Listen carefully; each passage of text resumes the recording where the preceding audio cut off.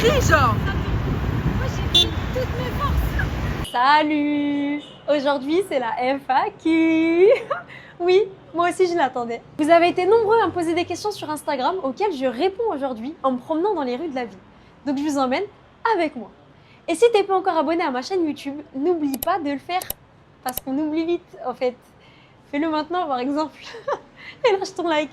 Et merci. Allez, je vous laisse avec la vidéo. Première question, as-tu appris à parler l'arabe? Non.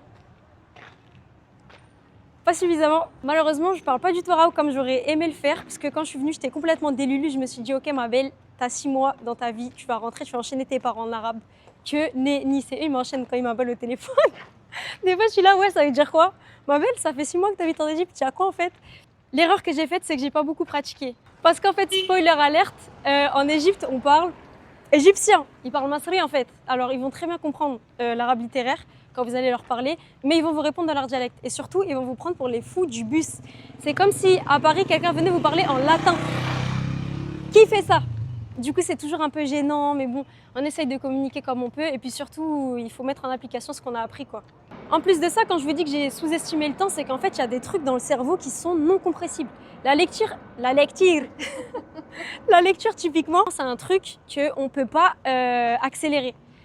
Il va falloir lire tous les jours pour ancrer le truc dans le cerveau. Je pense que je peux flex, mais pas devant un arabophone. Deuxième question, est-ce que c'est dangereux de manière générale? Franchement, je me suis pas sentie en insécurité depuis que je suis ici. Je me suis déjà retrouvée dehors tard, mais pas seule évidemment. Il y a des règles de base à respecter, mesdames, bien sûr. Hein. Et au contraire, je trouve que les hommes ici sont plutôt tranquilles. Par exemple, les livreurs. Quand ils viennent nous livrer à la maison, lorsqu'on leur ouvre la porte, ils se plient en 4 pour nous donner la commande et ils ne regardent jamais. Ils se mettent comme ça. Mais il faut que je vous dise aussi un truc, les Égyptiens me prennent pour une Égyptienne. Ils sont d'ailleurs en général en état de choc parce que je leur dis que je suis pas égyptienne. Vrai reconnaît vrai. Non, je rigole.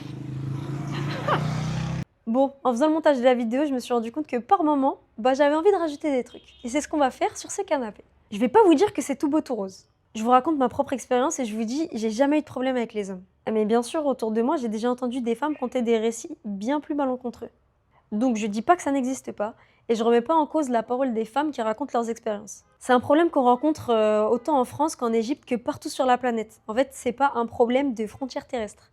Et aussi, j'ai l'impression que dans les quartiers résidentiels, on rencontre pas du tout les mêmes profils que dans les quartiers touristiques. Étant donné que le contrôle social est plus fort dans les quartiers résidentiels, naturellement, vous risquez d'être moins embêtés.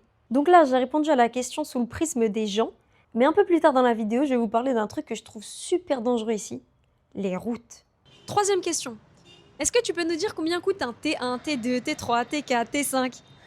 Alors, pour les prix des logements, il faut savoir que d'après mes observations, 95% des logements disponibles en Égypte sont des appartements. C'est rare les gens qui habitent dans des maisons. Pour les logements, ça dépend complètement du quartier dans lequel tu vas habiter. Tu peux te loger à partir de 20 € par mois jusqu'à plus l'infini. Et autre chose, les T1 et les T2, c'est grave rare. Vraiment, en général, les appartements ici commencent à partir de T3. Ils sont très grands, avec une hauteur sous plafond de fou. Mais pour répondre un peu plus à ta question, tu peux trouver des logements à partir de 200 € non meublés jusqu'à 500 € meublés. C'est tout? Par mois? Oui, par mois. Mais ça dépend vraiment du standing du quartier dans lequel tu habites. Les prix que je vous donne ici, c'est des tarifs indicatifs. Parce qu'en fait, le prix des loyers dépend du marché immobilier actuellement et du cours de la devise. Les tarifs de location bougent énormément et très très vite ici. Et je pense que les gens qui habitaient en Égypte il y a genre 3 ans doivent être choqués par la hausse des prix lorsque je vous dis 200 €. Lorsqu'on vous dit que le logement est non meublé, c'est important de savoir qu'il est vide. Il n'y a rien. Même un ballon d'eau chaude, il n'y a pas. Vous voyez les plans de travail qu'on met en France, là, en inox? Ici, vous n'êtes pas sûr de le trouver. Il n'y a rien. Il y a une porte, des fenêtres et des murs. Quatrième question. Comment est le mode de vie à l'égyptienne? Franchement, moi j'adhère, j'adore, je valide. C'est un mode de vie détendu. Et sociétalement, ça se passe très bien. Les gens s'engueulent pas trop. Ils sont fluides entre eux dans les échanges.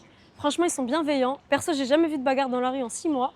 Ils se crient pas trop dessus. Les gens sont concernés dans la rue quand il se passe des trucs. Par exemple, si tu tombes par terre, par exemple, on va venir te ramasser. Démonstration. Je rigole. 3, 2, 1. Everybody put your hands up! Et ils vivent, ils prennent le temps de vivre. Et ils ont des commerces qui permettent ça. Les commerces sont ouverts jusqu'à tard dans la nuit. Tu peux acheter tes fruits et légumes à 2 h du mat. Comment je le sais? Je sais pas, on m'a dit. Non, moi je sors pas la nuit. Mais Les cafés et restaurants sont pleins à n'importe quelle heure du jour et de la nuit, de la semaine et du week-end.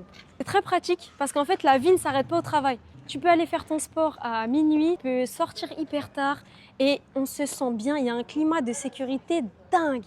Vraiment, je ne peux pas l'expliquer, mais mon cœur est apaisé ici. En fait, il faut prendre les choses comme elles viennent et en général, tout se passe très bien. Et je voulais vous dire, ils vivent la nuit, mais pas parce que c'est des clubbers. Juste parce qu'en fait, il fait trop chaud la journée. Ils sortent lorsque la température est plus respirable dehors. Et il y a un autre truc que j'ai oublié, les Égyptiens, c'est des travailleurs. C'est très mal vu pour un homme, ou pour une femme d'ailleurs, de tenir les murs. Ils commencent à travailler très tôt. Donc si vous venez même pour du tourisme, ne soyez pas choqués de voir un jeune homme de 13-14 ans tenir sa boutique en toute autonomie. Au contraire d'ailleurs, c'est même quelque chose de valorisant.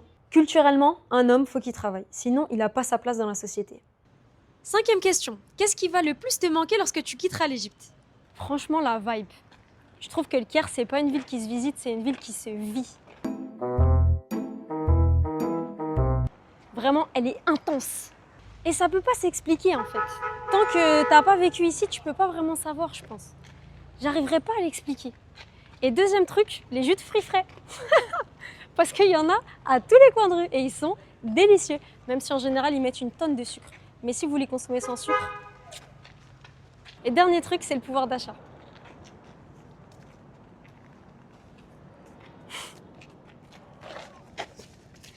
Vraiment, il n'y a pas à faire ça. Bon, dernier truc, c'est le pouvoir d'achat. La vie est beaucoup moins chère qu'en France, donc on peut se permettre plus de trucs, plus de sorties, plus d'activités, plus de restaurants. 6e question. Qu'est-ce qui t'a le plus surprise en arrivant en Égypte? Les infrastructures. Ils ont des centres commerciaux de fous. Ils ont des bâtiments résidentiels de fous. Ils ont des quartiers de dingue. Et un autre truc, quand je suis arrivée, j'ai constaté qu'en fait, toutes les idées que j'avais dans ma tête, toutes les idées qu'on m'avait mises dans la tête, elles sont tombées à l'eau. Parce que le quotidien d'un résident et le quotidien d'un touriste, en fait, c'est très différent. Et en général, c'est les touristes qui nous donnent l'image du pays. Par contre, il y a un truc qui s'est avéré vrai, c'est la dangerosité des routes. Ne pensez pas que parce que vous êtes des piétons, les conducteurs vont s'arrêter. On dirait que les mecs, quand ils conduisent ici, ils perdent leur dignité s'ils appuient sur le frein. Et les meufs aussi d'ailleurs. Ils préfèrent te shooter que de freiner. Et puis comme tout le monde essaye de prédire comment l'autre va se comporter sur la route, ça donne des situations hyper dangereuses. De mes propres yeux, j'ai déjà vu quasiment une dizaine d'accidents. Je vous fais pas de dessin, mais je vous assure que vous voulez pas voir ça de vos yeux. Donc prenez pas la route à la légère. Lorsqu'elle est embouteillée, ça va parce que c'est facile de traverser, ça va plus doucement. Et encore, faut se méfier des motos et des tuk-tuk qui prennent souvent des contresens. Et lorsque ça roule, même en ville, ça peut monter parfois à 70 km/h. C'est comme si vous traversiez tous les jours le périph' parisien, mais en pire, vu que maintenant il est limité à 50. Prenez garde. 7e question. Des conseils si on a prévu de venir pour des vacances? Premier conseil, ne lésinez pas sur votre budget parce que c'est ce qui va garantir la qualité de votre séjour. Ne faites pas 100% confiance aux avis Booking. Même si les logements sont bien notés sur la plateforme, il se peut que vous ayez une mauvaise surprise en arrivant là-bas. Si vous n'avez pas beaucoup de temps, je vous conseille de partir avec une agence. Simplement parce que ça va vous permettre de poser votre cerveau et potentiellement esquiver toutes les arnaques qui sont dédiées aux touristes. Et puis c'est un peu paradoxal, mais ça peut vous permettre de faire des économies parce que l'Égypte, c'est un pays très cher à visiter. Autant pour y vivre, franchement, ça va, mais pour visiter, c'est terrible. Déjà parce que les activités coûtent cher et en plus de ça, c'est un grand pays. Les prix sont basés sur les euros ou les dollars et absolument pas sur la devise locale. Et si d'aventure, vous décidez quand même de partir seul, sachez qu'il va vous falloir du temps.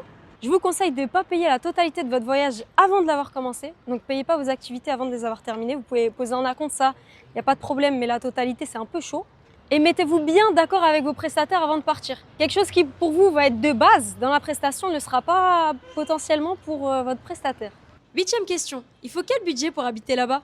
Et pour la question du budget, celle qui intéresse absolument tout le monde, sachez que j'ai fait une vidéo détaillée à ce sujet que vous trouverez ici ou ici. Je sais pas, je suis novice. Je vous laisse aller jeter un coup d'œil et plus si affinité. Mais pour vous répondre, il faut compter entre 300 et 600 euros mensuellement pour une seule personne. Mais après, en réalité, donner un budget, c'est toujours un peu délicat parce qu'il n'y a pas de plafond. Chacun vit avec ses moyens et ça dépend beaucoup de votre style de vie en fait. Voilà! J'espère que cette petite FAQ vous aura plu, j'espère que j'ai pu répondre à vos questions. Si vous en avez encore, laissez-les-moi dans les commentaires, peut-être qu'on fera une partie 2. J'ai essayé de répondre du mieux que je pouvais. C'est pas évident de donner toutes les informations d'un coup parce que je pensais à des trucs encore après. Laisse ton like et abonne-toi. Ciao, ciao! En fait, il y a quoi? Je sais pas pourquoi je me comporte comme si j'étais en train de présenter le JT. Il y a quoi, ma belle?